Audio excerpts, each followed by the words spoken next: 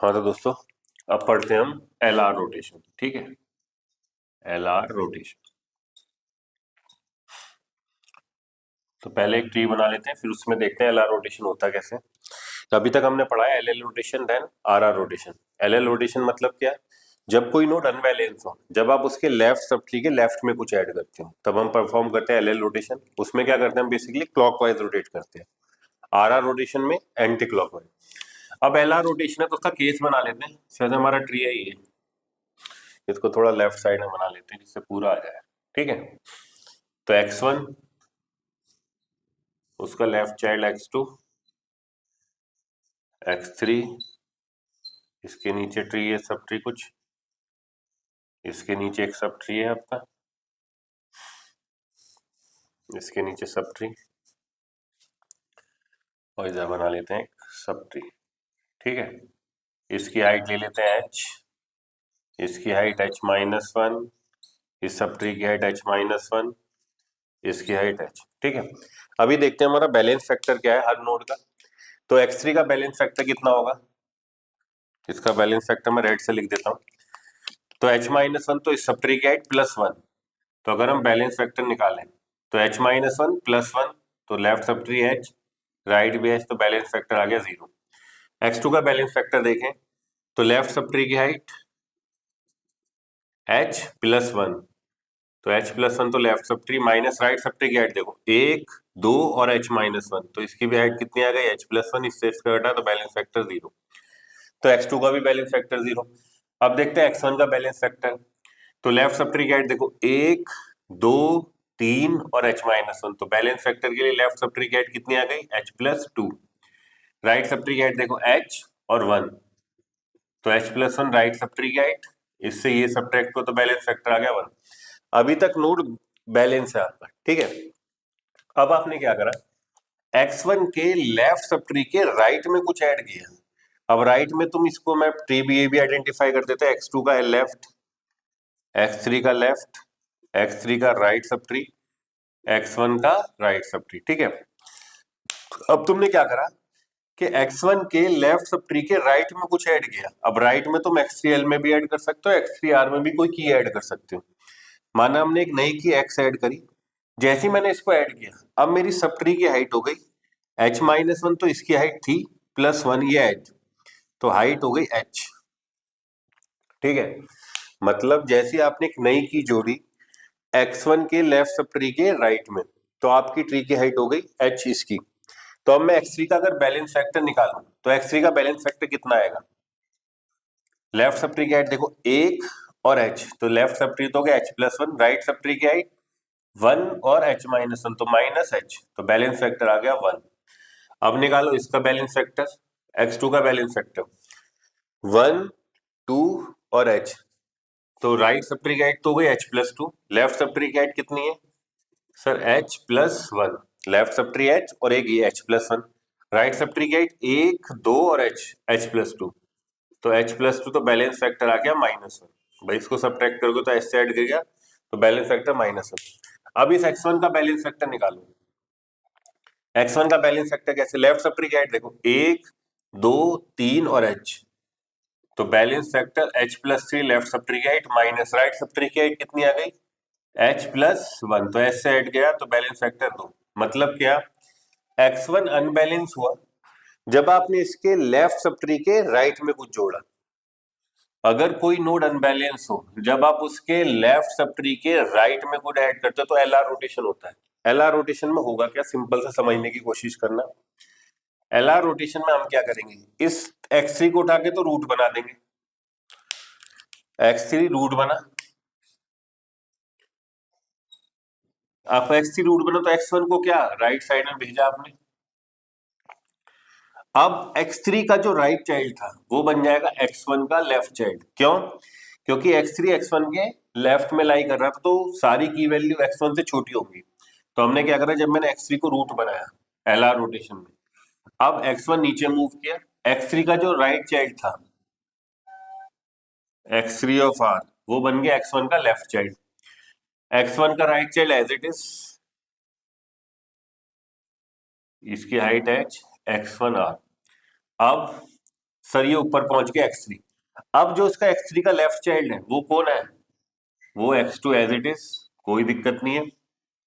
फिर x3 का left child x2 का क्या हो जाएगा, राइट चाइल्ड, मतलब इस ट्री को इससे कनेक्ट कर दो तो x3 के राइट साइड में क्या हो जाएगा, x3 का left child x3 of l, और जो आपने की ऐड कर रखी थी x, x2 का लेफ्ट अनइफेक्टेड, वो ऐसे लिख दो आपने, तुमने लिख दिया x2 ऑफ l, इसकी हाइट कितनी h। देखो मैंने क्या करा, मैंने कहा जब कोई नोड अनबैलेंस हो, जब आप उसके लेफ्ट सब ट्री के राइट में जोड़ो, तो आपने कहा सर एलआर रोटेशन करेंगे। एलआर रोटेशन में हमने क्या करा, x3 को रूट बनाया, ये जब ऊपर मूव किया तो x1 राइट साइड में मूव कर गया, x3 ऊपर गया, x1 उसके राइट में। अब x3 के राइट में x1 अटैच हो चुका, तो सर x3 के राइट चाइल्ड का क्या होगा, x3 के राइट चाइल्ड को बना दो x1 का लेफ्ट चाइल्ड, तो x3 के राइट चाइल्ड को मैंने बना दिया x1 का लेफ्ट चाइल्ड। x3 का जो लेफ्ट चाइल्ड है उसको किससे अटैच कर दो, x2 से, x3 के लेफ्ट चाइल्ड को x2 से अटैच किया। अब देखो इसकी हाइट निकालते हैं, बैलेंस फैक्टर देखते हैं सबसे पहले। सर इस सब ट्री की हाइट यहां से यहां तक है h।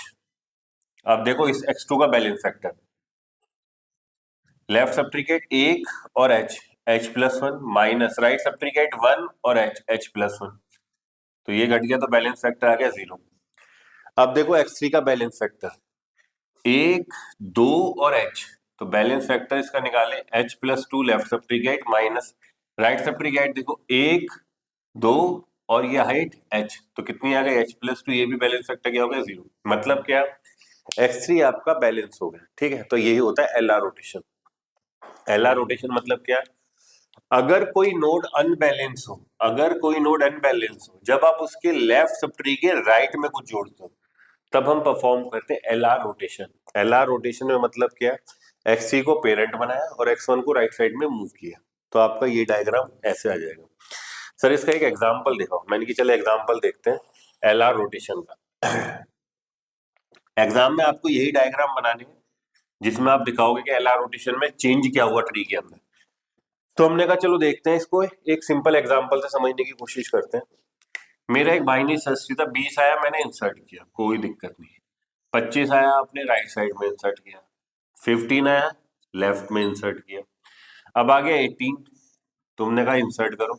बैलेंस फैक्टर अभी तक देखते चलो, 0 इसका बैलेंस फैक्टर, -1 इसका बैलेंस फैक्टर, +1, क्योंकि लेफ्ट सब ट्री की हाइट कितनी आएगी 20 के लिए 1 2, राइट सब ट्री की हाइट 1, तो इसका बैलेंस फैक्टर +1। बट जैसे ही आपका आया 17, उससे पहले 17 से पहले क्या आ गया आपका 14 आ गया, तो आपने ऐड कर दिया, अब आ गया 17, तुमने कहा अब ठीक है। जैसी 17 आया, जैसे ये 17 ऐड किया, अब बैलेंस फैक्टर निकालो, इसका बैलेंस फैक्टर 0, इसका बैलेंस फैक्टर -1, इसका बैलेंस फैक्टर -1, इसका बैलेंस फैक्टर कितना हुआ 1 2 3, तो अगर मैं इसका बैलेंस फैक्टर निकाल, लेफ्ट सब्ट्रिकेट 3 माइनस राइट सब्ट्रिकेट 1, तो कितना आ गया 2, मतलब ये नोड इफेक्ट हुआ जब आपने 17 इसको ऐड किया, कहाँ ऐड किया 20 के लेफ्ट सब ट्री के राइट साइड में आपने ऐड किया, तो ये नोड अनबैलेंस हुआ। तो तुमने कहा सर एलआर रोटेशन होगा, मैंने कहा हाँ होगा। एलआर रोटेशन में हम क्या करते हैं, इसको तो रूट बना देते हैं, तो 18 को बनाया रूट, 20 नीचे शिफ्ट हो गया, अब 20 का जो राइट साइड है वो अनइफेक्टेड, उस पर कोई फर्क नहीं पड़ेगा। अब देखो 18 का राइट चाइल्ड नहीं है, अगर कोई होता तो हम क्या जोड़ देते 20 के लेफ्ट में, फिर सर 15 के साथ अटैच किसको कर दो, सर इसके 18 के लेफ्ट चाइल्ड को 15 का राइट बना दो, तुमने कहा बना दिया सर, और यहाँ 14, मैंने कहा अब बैलेंस फैक्टर निकाल हर नोड का, तुमने कहा सर बैलेंस फैक्टर देखते हैं, इसका बैलेंस फैक्टर 0 0, लीफ नोड का बैलेंस फैक्टर 0, 15 का बैलेंस फैक्टर 0, इसका balance factor left sub tree की हाइट 0, राइट की हाइट 1, तो बैलेंस फैक्टर -1, इसका balance factor left sub tree की हाइट 2, राइट सब ट्री की हाइट 0, तो बैलेंस फैक्टर 0 हो गया नोड बैलेंस। तो एलआर रोटेशन मतलब क्या, कि जब कोई नोड अनबैलेंस हो, जब आप उसके लेफ्ट सब ट्री के राइट में ऐड करते हो, तो अब आप परफॉर्म करते हो एलआर रोटेशन। इसी का डिट्टो को कॉपी क्या होता है आरएल रोटेशन, मतलब क्या, इस ट्री को राइट साइड में बना दो, तुमने कहा ठीक है सर दिखाओ आरएल रोटेशन, मैंने कहा लास्ट रोटेशन है आपका, that's called RL rotation. RL rotation तुमने कहा जैसे हमने लेफ्ट साइड में बनाया था, यही सब ट्री अब राइट साइड में बना देते हैं, कैसे? x1 x2 x3 इसका एक सब ट्री,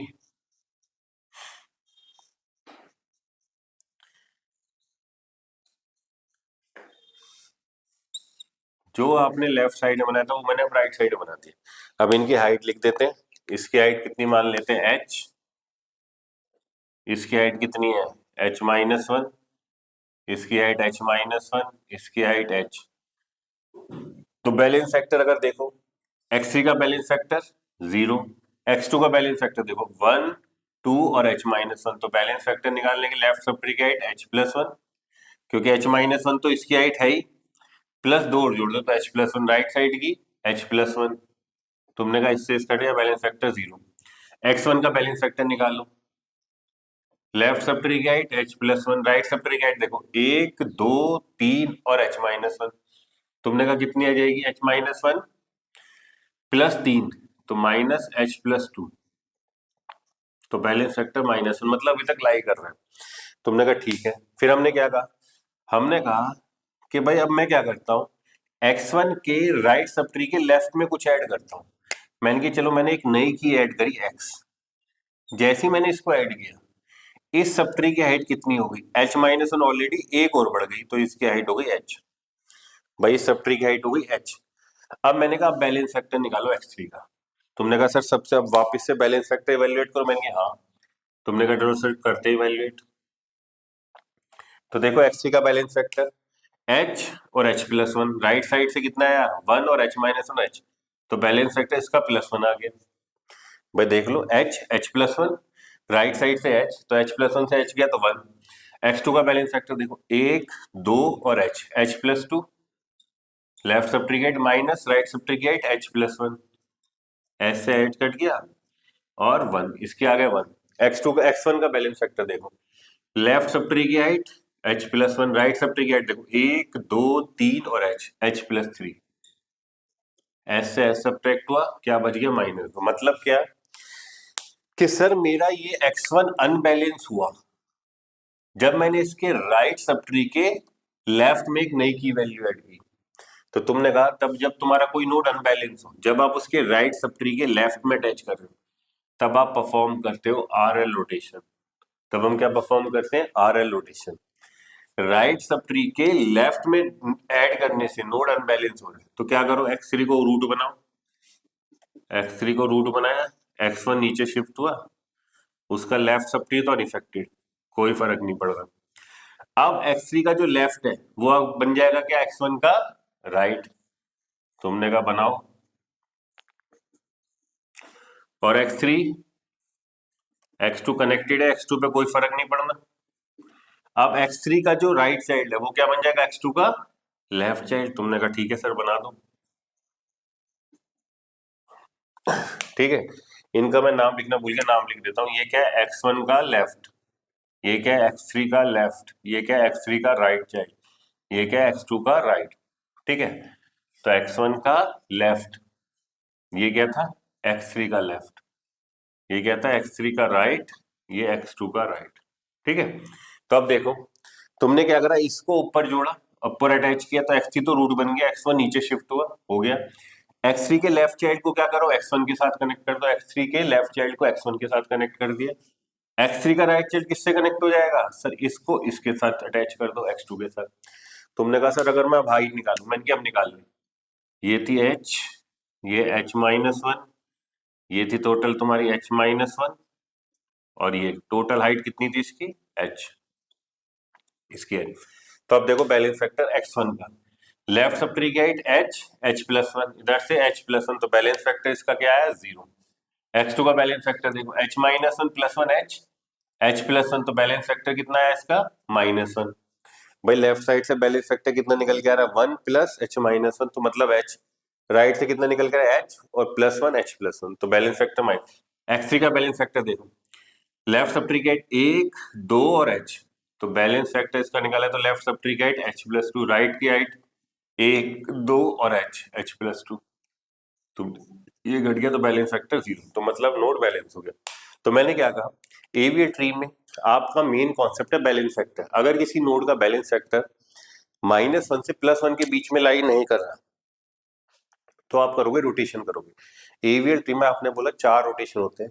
पहला एलएल रोटेशन पड़ा, मतलब जब कोई नोड अनबैलेंस हो, जब आप उसके लेफ्ट सब ट्री के लेफ्ट में ऐड करते हो तो आप एलएल रोटेशन करते हो, क्लॉकवाइज घुमाते हो। अब आरआर रोटेशन, जब कोई नोड अनबैलेंस हो, जब आप उसके राइट सब ट्री के राइट में कुछ करते हो तो उस आपको क्या करते हो, एंटी क्लॉकवाइज घुमाते हो।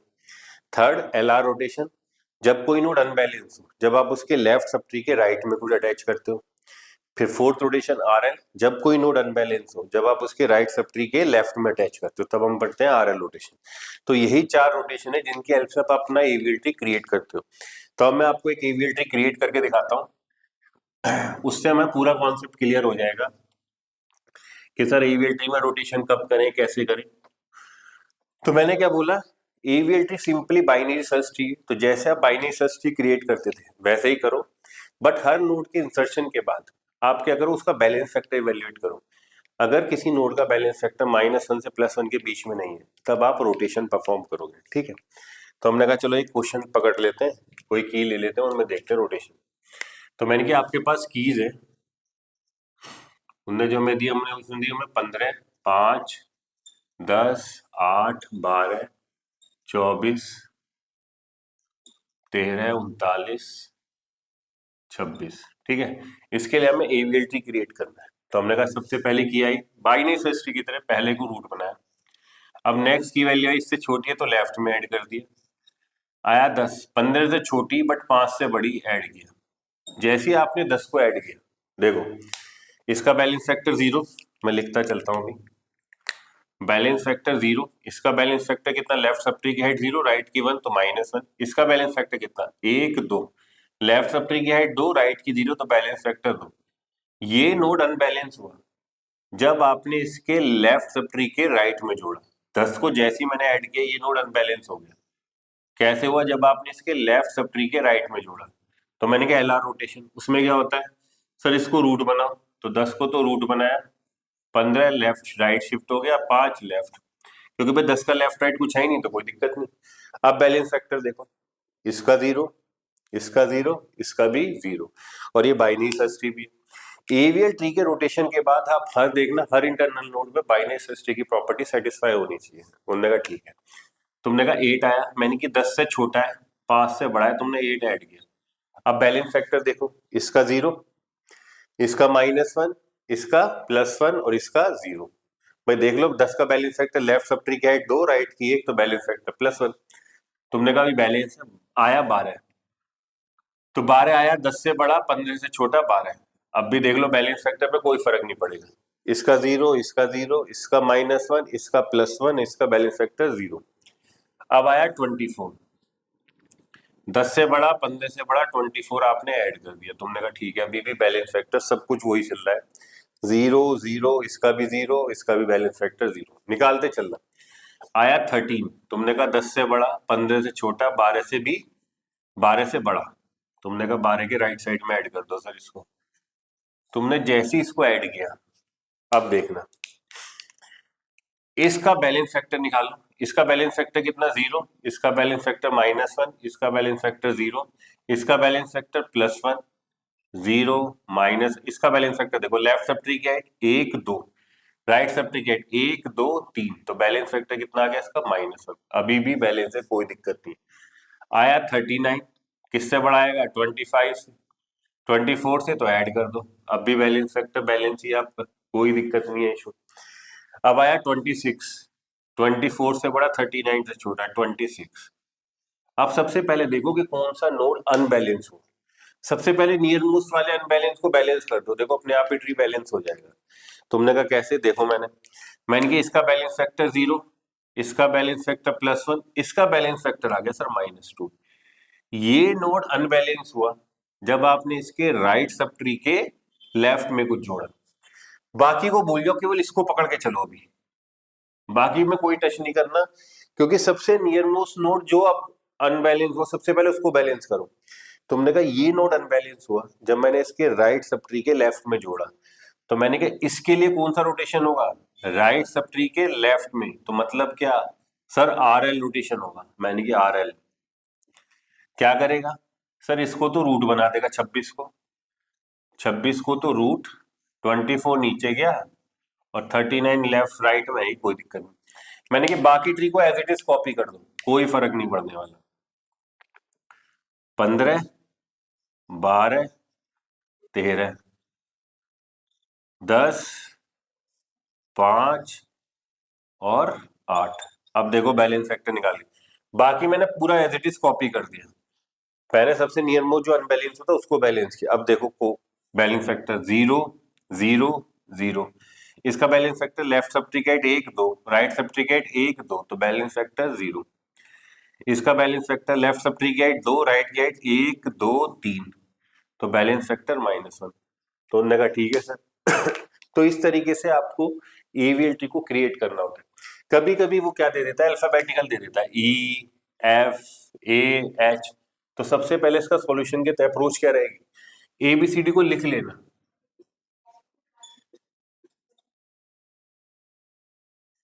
आई J K L M N O P Q R S T U V W X Y Z. अब लेक्सोग्राफी में मतलब क्या, आप मान के चलने का जो भी बाद में आ रहा है वो पहले से बड़ा है, तो बी ए से बड़ा है। भाई यहाँ पे अगर न्यूमेरिकल वैल्यू तो कोई दिक्कत ही नहीं होती, बट अगर अल्फाबेटिकली भी दे दे तो आप लेक्सोग्राफी ऑर्डर में अरेंज करना। लेक्सोग्राफी मतलब क्या, कि बी ए के बाद आ रहा है तो बी ए से बड़ा है, ई बी से भी बड़ा है, क्योंकि ई किसके बाद आ रहा है, एबीसीडी का, तो ई सब इन एबीसीडी से बड़ा है। तो लेक्सोग्राफी ऑर्डर के अरेंज भी अपने आप एवीएल ट्री को कंस्ट्रक्ट कर सकते हो, ठीक है, तो कोई दिक्कत नहीं आएगी। तो ये था आपका एवीएल ट्री, जिसमें आप रोटेशन कर सकते हो आराम से। 4 रोटेशन इंपॉर्टेंट यही है आपके लिए कि आपको ये देख के समझ में आना चाहिए। तुमने कहा ठीक है सर अब चलते हैं आगे, मैंने कहा चलो। ठीक है, अब हम क्या पढ़ते हैं, अब हम अपना कॉन्सेप्ट पढ़ने की कोशिश करेंगे। एवीएलटी के बाद हमारा कॉन्सेप्ट होगा बी ट्री। तो उसको समझते हैं बी ट्री कैसे क्रिएट करते हैं, क्योंकि एग्जाम पॉइंट ऑफ व्यू से मैं आपको ये नहीं लेके जा रहा कि हार्ड डिस्क में कैसे होगा। मैं केवल एग्जाम पॉइंट ऑफ व्यू से बी ट्री का क्या यूज है, कैसे वो बी ट्री कंस्ट्रक्ट करना होता है, उस पर बात करेंगे। ठीक है, तो मैं अब आपसे डिस्कस करूंगा बी ट्री।